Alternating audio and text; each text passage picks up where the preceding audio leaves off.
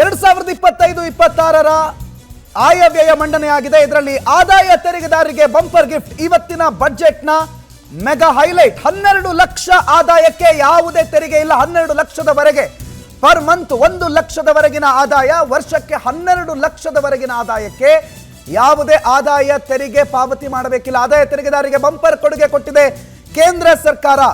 ಸುಮಾರು 76 ನಿಮಿಷಗಳ ಕಾಲದ ಬಜೆಟ್ ಮಂಡನೆಯಲ್ಲಿ ಕೊನೆಯ 10 ನಿಮಿಷಗಳಲ್ಲಿ ಈ ಅಂಶಗಳು ಪ್ರಮುಖವಾಗಿ ನಾವು ಗಮನಿಸಬೇಕು. 12 ಲಕ್ಷದವರೆಗೆ ಅಂದ್ರೆ ಮಧ್ಯಮ ವರ್ಗದ ಬಜೆಟ್, ಜನಸಾಮಾನ್ಯನ ಬಜೆಟ್ ಅಂತ ಕರೆಯೋದಕ್ಕೆ ಪೂರಕ ಅಂಶವನ್ನ ಈ ಬಜೆಟ್ ನಲ್ಲಿ ನಾವು ಕೊನೆಯ ಹಂತದಲ್ಲಿ ಗಮನಿಸಿದ್ದೇವೆ. ಆದಾಯ ತೆರಿಗೆದಾರರಿಗೆ ಬಜೆಟ್ ನಲ್ಲಿ ಬಹಳ ಪ್ರಮುಖವಾದ ಅತಿ ದೊಡ್ಡ ರಿಲೀಫ್ ಸಿಕ್ಕಿದೆ ಮತ್ತು ಸ್ಲ್ಯಾಬ್ಗಳ ವಿಚಾರದಲ್ಲೂ ಕೂಡ ಬಹಳ ದೊಡ್ಡ ಬದಲಾವಣೆಗೆ ಈ ಬಾರಿಯ ಬಜೆಟ್ ನಾಂದಿ ಹಾಡಿದೆ. ಮಧ್ಯಮ ವರ್ಗದ ಬಗ್ಗೆ ನಾವು ಮಾತನಾಡ್ತಾ ಇದ್ವಿ ಸರ್. ಮಧ್ಯಮ, ಮಿಡಲ್ ಕ್ಲಾಸ್, ಎವ್ರಿ ಬಜೆಟ್ ಅಲ್ಲಿ ನಾವು ಬಹಳ ಮೇಜರ್ ಆಗಿ ಕಾನ್ಸಂಟ್ರೇಟ್ ಮಾಡೋದು ಮಿಡಲ್ ಕ್ಲಾಸ್ ಅವ್ರಿಗೆ ಏನು ಅಂತ. ಈ ಬಾರಿ ಮಿಡಲ್ ಕ್ಲಾಸ್ ಬಜೆಟ್ ಅಥವಾ ಇದು ಜನಸಾಮಾನ್ಯರ ಬಜೆಟ್ ಅಂತ ಕರಿಬಹುದಾ? ನಾವು ಟೇಬಲ್ ಹೊಡೆದು ಹೇಳ್ಬೋದು. We can bet these and ಇವತ್ತು ನಾವು ಹೇಳ್ಬೋದು thank you Modi, thank you Nirmala Sitharaman, thank you government ಅಂತ. ಬಿಕಾಸ್ ಮೋಸ್ಟ್ ಎಕ್ಸ್ಪೆಕ್ಟೆಡ್ ನಾವು ಬೇಡ್ತಾ ಇದ್ದ ದಶಕಗಳ ಕಾಲ ಬೇಡಿಕೆ ಇಟ್ಟಿದ್ದಂಥ ದಶಕಗಳ ಕಾಲ what we are expecting, what we are asking, ನಮ್ಮ ರೈಟ್ಸ್ ಜನಸಾಮಾನ್ಯನು ಕೇಳ್ತಾ ಇದ್ದಾನೆ. ನಾವು ಡಿಸ್ಕಷನ್ನ ಮೊದಲೇ ಹೇಳಿದ್ವಿ, ದೇಶವನ್ನು ಇವತ್ತು ನಡೆಸ್ತಾ ಇಡುವವನು ಜನಸಾಮಾನ್ಯನು. ಅವನ ಕಿಸೆಗೆ ಕತ್ತರಿ ಹಾಕ್ಬಿಡಿ, ಅವನ ಕಿಸೆ ತುಂಬಿ ಅಂತ ಹೇಳ್ತಾ ಇದ್ವಿ. I think we need to congrats, we need to thank Modi and his team to bring such a wonderful budget. We should hands up to that. ನಾವು ಹೇಳ್ತಾ ಇದ್ವಿ ಟ್ಯಾಕ್ಸನ್ನೇ ಕಟ್ಟಬಾರದಂತಹ ದೇಶ ಆಗಬೇಕು ಅಂತ ನಾವು ಏನು ಹೇಳ್ತಾ ಇದ್ವಿ ನೋಡಿ, ಆ ನಡೆಗೆ ಇವತ್ತಿನ ಮೊದಲ ಹೆಜ್ಜೆ ಅಂತ ಹೇಳ್ತಾ ಇದ್ದೀವಿ ನಾವು. We are going towards that. 12 lakhs rupees per month, 1 lakh rupees ನಿಮಗೆ ಏನಿದೆ ಅಲ್ವಾ, that is a big gift to the nation today.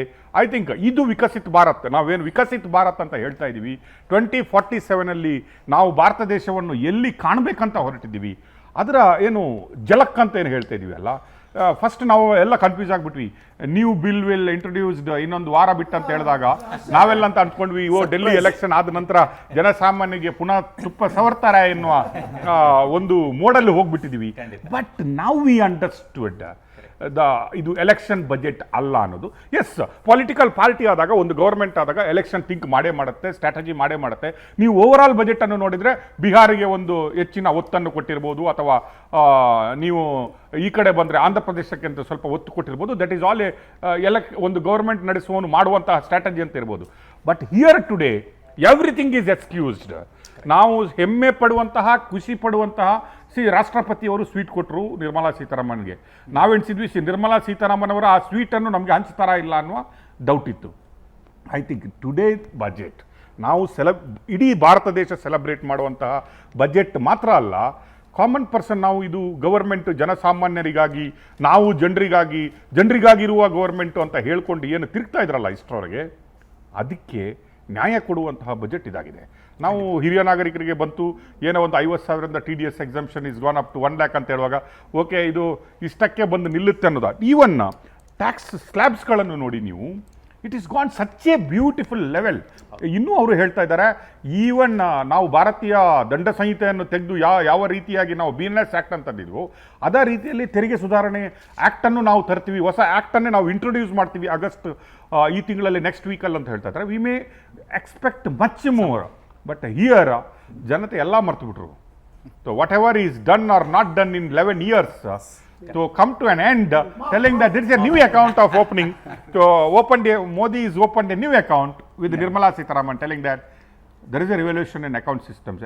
ಈ ಆ್ಯಕ್ಟ್ ಸಿಸ್ಟಮ್ಸ್ ಏನಿದೆ ಅಲ್ವಾ, ಅದರ ರೆವಲ್ಯೂಷನ್ ಬರುತ್ತೆ ಅಂತ ಈಗಲೇ ಹೇಳ್ತಾ ಇದ್ದಾರೆ ಅವರು. ಆ ರೆವಲ್ಯೂಷನ್ ಬರುವ ಮೊದಲೇ ಮುನ್ನುಡಿ ಅಂತ ಹೇಳಿಬಿಟ್ಟು ಜನಸಾಮಾನ್ಯರಿಗೆ, ನಾವು ನಾರಿ ಶಕ್ತಿ, ಯುವಶಕ್ತಿ ಎಲ್ಲ ಮಾತಾಡ್ತಾ ಇದ್ದೀವಿ. ನಾವು ಇದು ಕಾಮನ್ ಮ್ಯಾನ್ ಶಕ್ತಿ, ಏನಾದ್ರು ಜನಸಾಮಾನ್ಯರಿಗೆ ಶಕ್ತಿ ತುಂಬಿ ಆಗಿದ್ದಾರೆ, ಇದರಲ್ಲಿ ಈಕ್ವಾಲಿಟಿ ಬಂದ್ಬಿಡ್ತು. So everybody is benefited. I think this budget it will take India 1 step ahead. ಏನಂತೀರಿ ಕುಲಕರ್ಣಿ ಪುರಾಣಿಕ್ ಸರ್ ನಿಮ್ಮಿಂದ? ನನ್ನ ಪ್ರಕಾರ ಶ್ರೀಮತಿ ನಿರ್ಮಲಾ ಸೀತಾರಾಮನ್ ಅವರು ಮತ್ತು ಮೋದಿಯವರು ಯಾವ ಒಂದು ಭರವಸೆಯನ್ನು ಅಥವಾ ಜನರಿಗೆ ಎಕ್ಸ್ಪೆಕ್ಟೇಷನ್ ಇತ್ತಂತ ಒಂದು ಏನು ಆಶಾದಾಯಕವಾದ ಭಾವನೆ ಇತ್ತು, ಅದಕ್ಕೆ ಪೂರಕವಾಗಿ ಹೆಚ್ಚಿನ ರೀತಿಯಲ್ಲಿ ಶೆಟ್ಟರ್ ಹೇಳಿದಾಗೆ ಇದೊಂದು ಅಭೂತಪೂರ್ವವಾದ ಬಜೆಟ್ ಅಂತ ಹೇಳ್ಬೋದು. ಯಾಕೆಂದರೆ ಇದುವರೆಗೂ ಬಂದಿರತಕ್ಕಂಥ ಎಲ್ಲ ಬಜೆಟ್ ಕಾಂಗ್ರೆಸ್ಸಿಂದ ಇರ್ಬೋದು, ಬಿ ಜೆ ಪಿ ಇರ್ಬೋದು, ಇವೆಲ್ಲವನ್ನು ನೋಡಿದರೆ ಇದೊಂದು ರೀತಿಯಲ್ಲಿ ರ್ಯಾಡಿಕಲ್ ರಿಫಾರ್ಮ್ಸ್. ಇದು ರಿಫಾರ್ಮ್ಸ್ ಅಲ್ಲ, ಸಾಮಾನ್ಯವಾದ ರಿಫಾರ್ಮ್ಸ್ ಅಲ್ಲ. ಶ್ರೀಸಾಮಾನ್ಯನಿಗೆ ಏನು ಹೊರೆಯಾಗಿತ್ತು, ಉಸಿರು ಕಟ್ಟಿದ ಒಂದು ಜೀವನವನ್ನು ಮಾಡ್ತಾ ಇದ್ದ ಅವರಿಗೆ ಒಂದು ರಿಲೀಫನ್ನು ಕೊಟ್ಟಿದ್ದಾರೆ. ಆಮೇಲೆ ಮಧ್ಯಮ ವರ್ಗದವರು ಏನು ಒಂದು ಬರ್ಡನ್ ಹೊರೆಯನ್ನು ಹೊರ್ತಾ ಇದ್ರು ಅವರಿಗೆ ಒಂದು ರೀತಿಯಲ್ಲಿ ಬಹಳ ನಿರಾಳವಾಗಿ ಬದುಕುವಂಥ ಅವರ ಅಂತ್ಯ ಜೀವನ ಅಥವಾ ಅವರ ಮುಂದಿನ ಜೀವನವನ್ನು ಸುಖವಾಗಿ ನಡೆಸ್ಕೊಂಡು ಹೋಗ್ಲಿಕ್ಕೆ ಕೊಟ್ಟಿದ್ದಾರೆ. ಮತ್ತು ಹಿರಿಯ ನಾಗರಿಕರು ಅವರು ಎಲ್ಲ ರೀತಿಯ ಸೌಲಭ್ಯಗಳನ್ನು ಕೊಟ್ಟಿದ್ದಾರೆ. ಮತ್ತು ಯಾವುದೇ ರೀತಿಯಲ್ಲಿ ಸರ್ಕಾರವನ್ನು ದೂಷಿಸ್ತಕ್ಕಂಥದ್ದನ್ನು ಅಥವಾ ಸರ್ಕಾರ ಈ ರೀತಿ ನಮ್ಮ ಹಣದ ಒಂದು ತೆರಿಗೆಯ ಮೂಲಕ ನಮ್ಮನ್ನು ವಾಪಸ್ ತೆಗೆದುಕೊಳ್ತಾರೆ ಅಂತಕ್ಕಂಥದ್ದನ್ನು ಇವತ್ತು ನಾವು ಆಪಾದನೆ ಮಾಡಲಿಕ್ಕೆ ಸಾಧ್ಯ ಇಲ್ಲ. ಅದರಿಂದ ಮುಕ್ತರಾಗಿದ್ದಾರೆ, ಅಂತಹ ಒಂದು ದೊಡ್ಡ ಜವಾಬ್ದಾರಿಯನ್ನು ಮಾಡಿ. ಆದರೆ ಇದ್ರ ಜೊತೆಗೆ ಇನ್ನೊಂದು ಇಟ್ಟರೆ ನನ್ನ ಪ್ರಕಾರ ಈ ಒಂದು ತೆರಿಗೆಯ ಒಂದು ಟ್ಯಾಕ್ಸ್ ಏನು ಒಂದು ಸ್ಲ್ಯಾಬ್ ಇದೆಯಲ್ಲ, ಸ್ಲ್ಯಾಬ್ನಲ್ಲಿ ಅದು ಇನ್ನೂ ಶ್ರೀಮಂತರಿಗೆ ಹೆಚ್ಚಿನ ಒಂದು ತೆರಿಗೆಯನ್ನು ಹಾಕಬೇಕಾಗಿತ್ತು.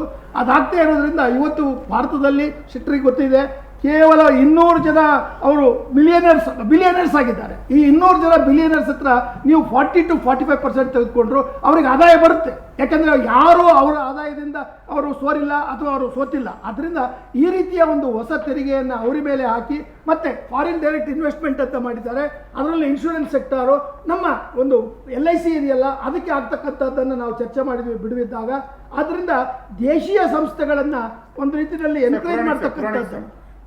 ಕಾಮನ್ ಪರ್ಸನ್ ಆಗಿದ್ದಂತಹ ಮೋದಿ, ಚಾಯ್ವಾಲಾ ಮೋದಿ ಅಂತ ಏನು ಕರೆಸ್ಕೊಂಡ್ರು, ಎಲ್ಲರಿಗೆ 11 ವರ್ಷದಲ್ಲಿ ಅಳಲಿತ್ತು. ಒಬ್ಬ ಸಾಮಾನ್ಯ ಪ್ರಜೆ ಆಗಿದ್ದ ಮೋದಿಯವರು, ಸಾಮಾನ್ಯ ಮನುಷ್ಯನಾಗಿದ್ದವರು, ಸಾಮಾನ್ಯ ಜನರ ಗೋಳನ್ನು ತಿಳ್ಕೊಂಡಿಲ್ಲ ಅನ್ನುವ ಕೊರತೆ 11 ವರ್ಷದಲ್ಲಿತ್ತು.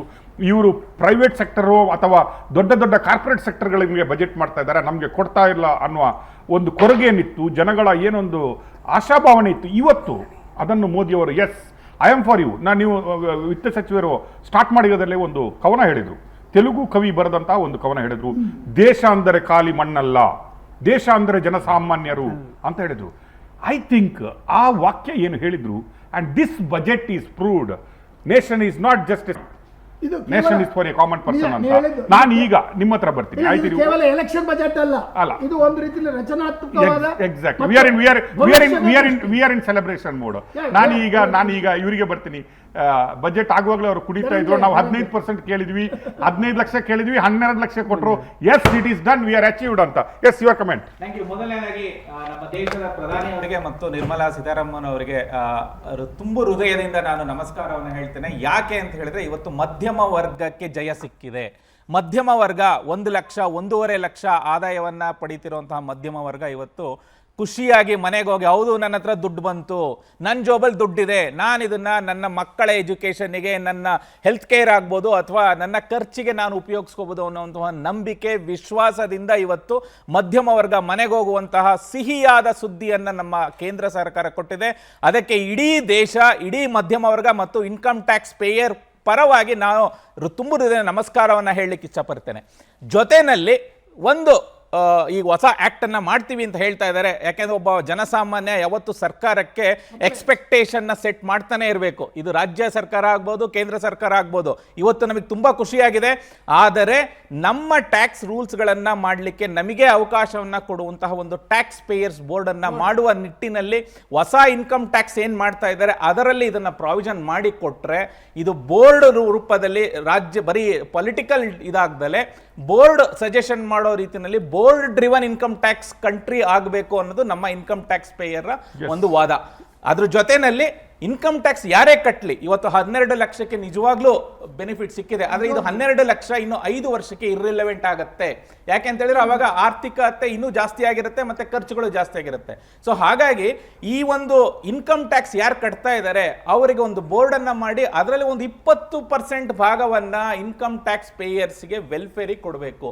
ಈ ಸುಧಾರಣೆಗಳನ್ನು ನಾವು ಇನ್ಕಮ್ ಟ್ಯಾಕ್ಸ್ ಆ್ಯಕ್ಟಲ್ಲಿ ಬರಬಹುದಾ ಅನ್ನುವಂಥ ಒಂದು ನಿರೀಕ್ಷೆಯಲ್ಲಿದ್ದೇವೆ. ಮತ್ತು ನಾವು ಪ್ರಧಾನಿಯವರಿಗೆ 2 ತಿಂಗಳ ಮುಂಚೆ ಇದರ ಸಂಕ್ಷಿಪ್ತವಾದಂತಹ ವಿವರಗಳನ್ನ 2 ತಿಂಗಳ ಮುಂಚೆ ನಾವು ಜಸ್ಟ್ ನಾವು ಈಗ ಒಂದು ಸೆಗ್ಮೆಂಟ್ ಅಲ್ಲಿ ನೋಡ್ತಾ ಇದ್ದೇವೆ, gig workers of 1 crore poor. ಖಂಡಿತ. We'll get insurance sector, insurance benefit of gig workers.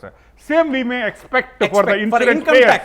ಎಲ್ಲ. Income tax payers. Exactly. ಗೂ Gig ಕೂಡ workers ಗೆ ಏನು that ಒಂದು kind of ಕೋಟಿ benefit ಬರಲಿ ಅನ್ನುವ. ಬರಬೇಕು. ಯಾಕೆ ಅಂತ ಹೇಳಿದ್ರೆ ಇವತ್ತು ಇನ್ಕಮ್ ಟ್ಯಾಕ್ಸ್ ಪೇಯರ್ಸ್ ಇಂದನೇ ಇಡೀ ದೇಶ ನಡೀತಾ ಇದೆ. ಹಾಗಾಗಿ ಇನ್ಕಮ್ ಟ್ಯಾಕ್ಸ್ ಪೇಯರ್ಸ್ಗೆ ಗಿಗ್ ವರ್ಕರ್ಸ್ಗೆ 1 ಕೋಟಿ ಜನಕ್ಕೆ ಅನುಕೂಲ ಮಾಡಿಕೊಟ್ಟಾಗೆ ಇನ್ನೊಂದು 2 ಕೋಟಿ ಜನಕ್ಕೂ ಸಹ ಅನುಕೂಲ ಮಾಡಿ ಕೊಟ್ಟರೆ ಅದರಿಂದ ಇನ್ಶೂರೆನ್ಸ್ ಫ್ಯಾಮಿಲಿಗಳಿಗೆ ಕವರ್ ಆಗುತ್ತೆ ಮತ್ತೆ ಅವರ ಒಂದು ಇನ್ಶೂರೆನ್ಸ್ ಡಿಪೆಂಡೆನ್ಸಿ ಇದೆಯಲ್ಲ ಅದು ಸಹ ನಿರ್ಮೂಲನೆ ಆಗುತ್ತೆ ಅನ್ನೋದು ಒಂದು ನಮ್ಮ ಇನ್ಕಮ್ ಟ್ಯಾಕ್ಸ್ ಪೇಯರ್ಸ್ ವಾದ. Yes, thank you.